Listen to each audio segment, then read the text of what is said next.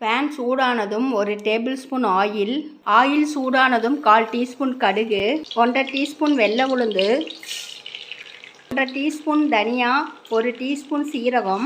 கடுகு சீரகம் பொரிஞ்சதும் வெள்ளை உளுந்து செவந்ததும் சின்ன வெங்காயம் 1 கப்பு, பூண்டு பல் 6, பச்சை மிளகாய் 4, தக்காளி 2, கறிவேப்பிலை 1/2 கப்பு, கழுவி சுத்தம் பண்ணி வச்சிருக்கிற புதினா 1 கப்பு, 1/2 கப்பு கொத்தமல்லி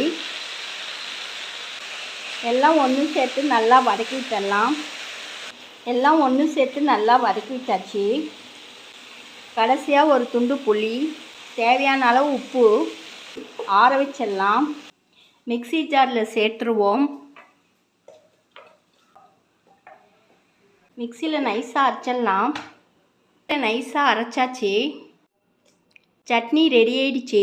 இது போல் ட்ரை பண்ணி பாருங்கள். தேங்க்யூ.